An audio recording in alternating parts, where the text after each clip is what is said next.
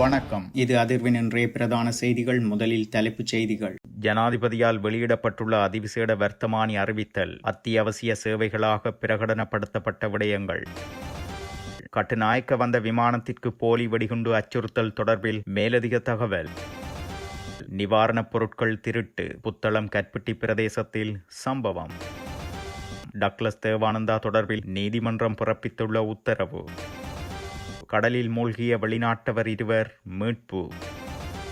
நாட்டிலுள்ள அனைத்து வாடகை முச்சக்கர வண்டிகளுக்கும் பொதுவான கட்டணத்தை அறிமுகப்படுத்துமாறு வலியுறுத்தல்.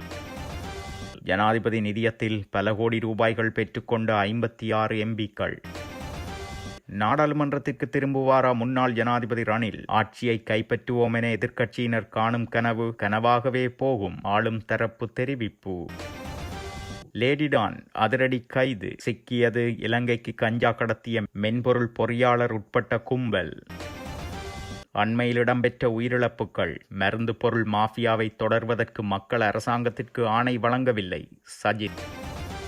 பெருவில் சக்தி வாய்ந்த நிலநடுக்கம் பதிவு. கல்வி சீர்திருத்தங்களை நடைமுறைப்படுத்த எங்களுடன் கலந்துரையாடுங்கள், எழுந்துள்ள விமர்சனம். சர்வதேச நன்கொடையாளர் மாநாடு பிற்போடும் சாத்தியம். தாயிற்காக விமானியொருவர் செய்த நெகிழ்ச்சி செயல். அதிகம் பகிரப்படும் காணொளி.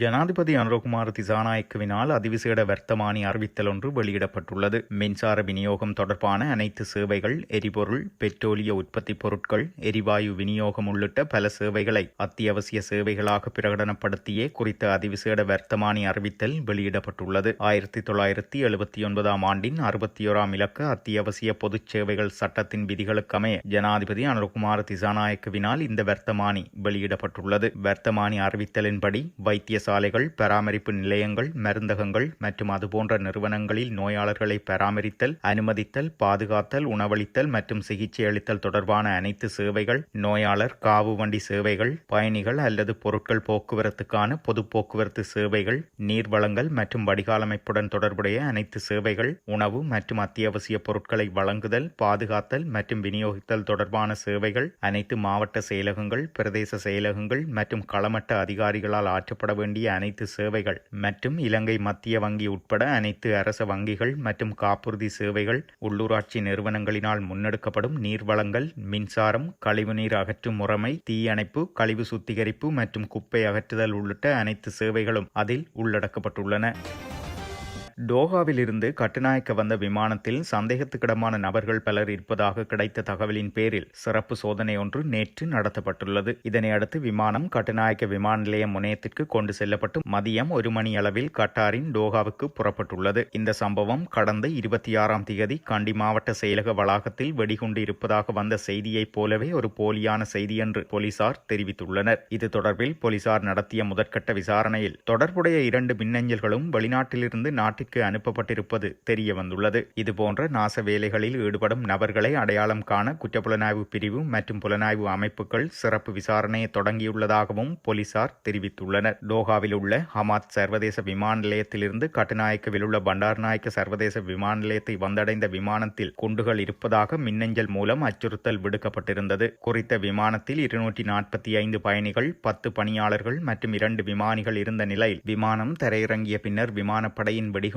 பிரிவு சோதனை மேற்கொண்டிருந்தது. இந்நிலையில் விமானத்தில் குண்டுகள் அல்லது சந்தேகத்துக்குரிய எதுவும் இல்லை என கண்டறியப்பட்டமையும் குறிப்பிடத்தக்கது.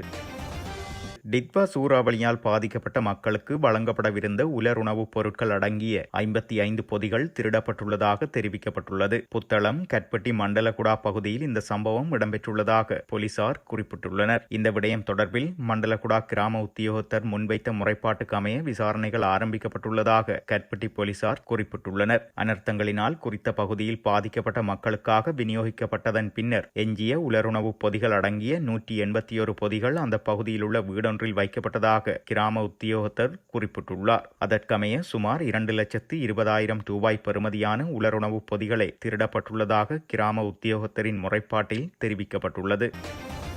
முன்னாள் அமைச்சர் டக்ளஸ் தேவானந்தாவை எதிர்வரும் ஜனவரி 9 வரை விளக்கமறியலில் வைக்க உத்தரவு பிறப்பிக்கப்பட்டுள்ளது. குற்றப்புலனாய்வு திணைக்களத்தினால் கைது செய்யப்பட்ட முன்னாள் அமைச்சர் டக்ளஸ் தேவானந்தாவை 3 நாட்கள் தடுப்பு காவலின் கீழ் வைத்து விசாரணை செய்வதற்கு கடந்த 27 அனுமதி வழங்கப்பட்டிருந்தது. இதன்போது டக்ளஸ் தேவானந்தாவுக்கு வழங்கப்பட்டிருந்த 20 துப்பாக்கிகள் தொடர்பில் மேலதிக விசாரணைகள் முன்னெடுக்கப்பட்டு வந்ததாக போலீசார் தெரிவித்திருந்தனர். 15 T56 துப்பாக்கிகளும் 9 மில்லிமீட்டர் ரக 5 துப்பாக்கிகளும் வழங்கப்பட்டதாகவும், மேலும் முன்னாள் அமைச்சருக்கு வழங்கப்பட்ட 1500க்கும் மேற்பட்ட T56 ரக தோட்டாக்கள் மற்றும் 100ற்கு மேற்பட்ட 9 மில்லிமீட்டர் தோட்டாக்கள் தொடர்பாக விசாரணைகள் முன்னெடுக்கப்பட்டதாகவும் அவர்கள் தெரிவித்திருந்தனர். இவ்வாறான பின்னணியில் முன்னாள் அமைச்சர் டக்ளஸ் தேவானந்தாவை எதிர்வரும் ஜனவரி 9 வரை விளக்கமறியலில் வைக்க நேற்றைய தினம் கம்பஹா நீதிமன்றம் உத்தரவு பிறப்பித்துள்ளது.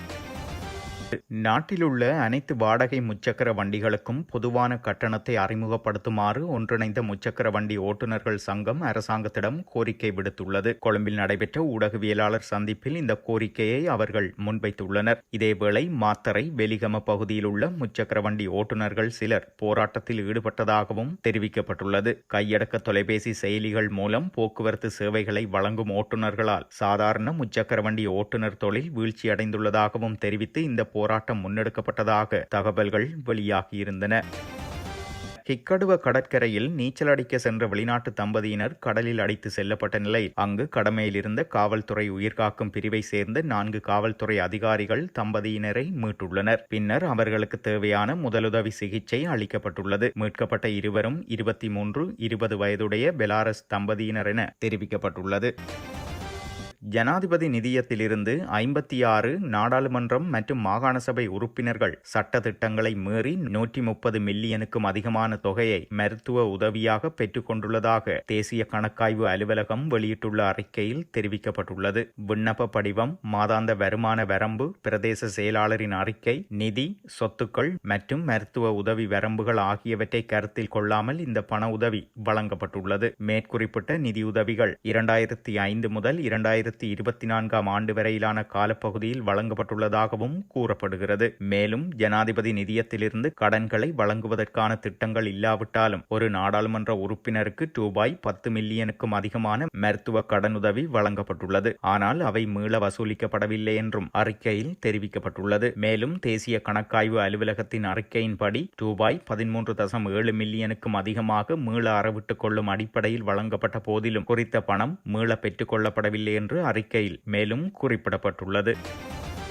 முன்னாள் ஜனாதிபதி ரணில் விக்ரமசிங்க நாடாளுமன்றத்துக்கு திரும்புவதில் எந்த ஆர்வமும் இல்லை என முன்னாள் அமைச்சர் ராஜித சேனாரத்ன கூறியுள்ளார். இருப்பினும் தற்போதைய அரசாங்கம் சரிந்து நாடு ஒரு முக்கியமான தேவையை எதிர்கொண்டால் விக்ரமசிங்க அத்தகைய முடிவை மறுபரிசீலனை செய்யலாம் என்று அவர் கூறியுள்ளார். இதுபோன்ற சூழ்நிலைகளில் முந்தைய நெருக்கடியின் போது அவர் வகித்த பங்கை போலவே ரணில் விக்ரமசிங்க மீண்டும் நாடாளுமன்றத்திற்கு திரும்பி நாட்டிற்கு உதவ தயாராக இருப்பார் என்று சேனாரத்ன கூறியுள்ளார். இதேவேளை தற்போதைய நாடாளுமன்றத்திற்குள் தனக்கு விருப்பமில்லை என்று விக்ரமசிங்க தெளிவாக கூறியதாகவும், அர்த்தமுள்ள வேலைகளை செய்ய முடிந்தால் மட்டுமே நாடாளுமன்றத்தில் நுழைவது அர்த்தமுள்ளதாக இருக்கும் என்றும் குறிப்பிட்டுள்ளார். தற்போதைய அரசியல் அமைப்புடன் அத்தகைய வேலை எவ்வளவு பயனுள்ளதாக இருக்கும் என்று அவர் கேள்வி எழுப்பியதாகவும் அவர் தெரிவித்துள்ளார். இந்த நாடாளுமன்றத்திற்கு வருவதில் தனக்கு எந்த ஆர்வமும் இல்லை என்றும் ரணில் தன்னிடம் நேரடியாக கூறியதாகவும் ராஜித குறிப்பிட்டுள்ளார். அவர் வந்தால் அது சரியான வேலையை செய்வதாக இருக்க வேண்டும் என்றும் தற்போதைய குழுவுடன் அதை எவ்வாறு செய்ய முடியும் என்றும் அவர் கூறியதாகவும் குறிப்பிட்டுள்ளார். இருப்பினும் நாட்டிற்கு அவரது உதவி தேவைப்பட்டால் முன்பு செய்தது போல முற்றிலும் தேசிய நலனுக்காக அவர் தலையிட்டு உதவ தயாராக இருப்பார் என்றும், விக்ரமசிங்க மீதான பொதுமக்களின் உணர்வு பெருகிய முறையில் அனுதாபம் அடைந்துள்ளதாகவும், விக்ரமசிங்க பதவியில் இருந்ததால் தற்போதைய நிலைமை எழுந்திருக்காதென்றும், நாடு மிகச்சிறந்த நிலையில் இருந்திருக்கும் என்றும் மக்கள் அடிக்கடி கூறுவதாகவும், தற்போதைய நிர்வாகத்தில் பொதுமக்களின் நம்பிக்கை கணிசமாக இழந்து வருவதாகவும் ராஜித கூறியுள்ளார். இதேவேளை ஆட்சியை கைப்பற்றுவோம் என எதிர்க்கட்சியினர் காணும் கனவு கனவாகவே போகும் என பிரதியமைச்சர் சுந்தரலிங்கம் பிரதீப் தெரிவித்துள்ளார். அவர் மேலும் தெரிவிக்கையில், நாட்டு மக்கள் தீர்மானித்திருக்கிறார்கள், தேசிய மக்கள் சக்திதான் ஆட்சியில் நிலைத்திருக்கும் என. எனவே மக்கள் ஆட்சியை யாராலும் அசைக்க முடியாது. நாங்கள் மக்களுக்காக நல்லதை செய்து கொண்டிருக்கிறோம். மேலும் மக்களுக்கான சிறந்த சேவைகளை செய்து வருகிறோம். இவ்வாறான சந்தர்ப்பத்தில் அவர்கள் எம்மை காப்பாற்றுவார்கள் என்று நாம் முழுமையாக நம்புகிறோம் எனவும் அவர் தெரிவித்துள்ளார்.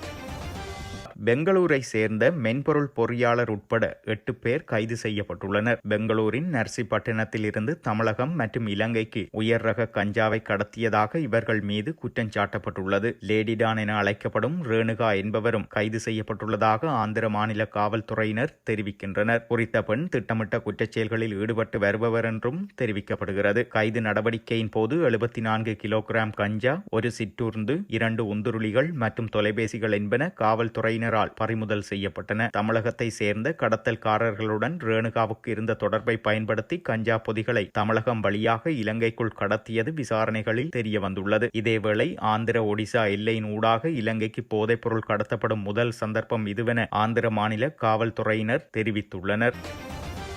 மருந்து பொருள் மாஃபியாவை தொடர்வதற்கு மக்கள் அரசாங்கத்திற்கு ஆணை வழங்கவில்லை எனவும் தரமற்ற மருந்து பொருட்கள் மோசடியை ஒழிப்பதற்கு அரசாங்கம் எடுக்கும் சிறந்த சகல நடவடிக்கைகளுக்கும் எதிர்க்கட்சி பூரண ஆதரவை பெற்றுத்தரும் அதேவேளை அடிப்படையானதும் மனித உரிமையானதாகவும் காணப்படும் சுகாதார நலன் கருதி சேனக பிபில மருந்து கொள்கையை நடைமுறைப்படுத்த வேண்டுமென எதிர்க்கட்சி தலைவர் சஜித் பிரேமதாச வலியுறுத்தியுள்ளார். ஐக்கிய மக்கள் சக்தியால் முன்னெடுக்கப்பட்டு வரும் மூச்சு திட்டத்தின் கீழ் பதுளை மாவட்டம் மகியங்கனை ஆதார வைத்தியசாலைக்கு 46.5 லட்சம் ரூபாய் மதிப்புள்ள வைத்தியசாலை உபகரணங்களை வழங்கி வைக்கும் நிகழ்வு இடம்பெற்றுள்ளது. இந்நிகழ்வில் கலந்து கொண்டு உரையாற்றும் போதே எதிர்க்கட்சி தலைவர் மேற்கண்டவாறு குறிப்பிட்டுள்ளார். அவர் மேலும் தெரிவிக்கையில், சில வருடங்களுக்கு முன்பு இந்நாட்டில் மிகவும் ஊழல் நிறைந்த மற்றும் மோசடியான தரமற்ற மருந்து மோசடி நடந்து கொண்டிருந்த வேளை அதை நாட்டிற்கு வெளிக்கொணர்ந்து அம்பலப்படுத்தி அப்போதைய சுகாதார அமைச்சருக்கு எதிராக நம்பிக்கையில்லா தீர்மானத்தை கூட ஐக்கிய மக்கள் சக்தியே கொண்டு வந்தது. அப்போது நடந்து வந்த இந்த தரமற்ற மருந்து மோசடிகள்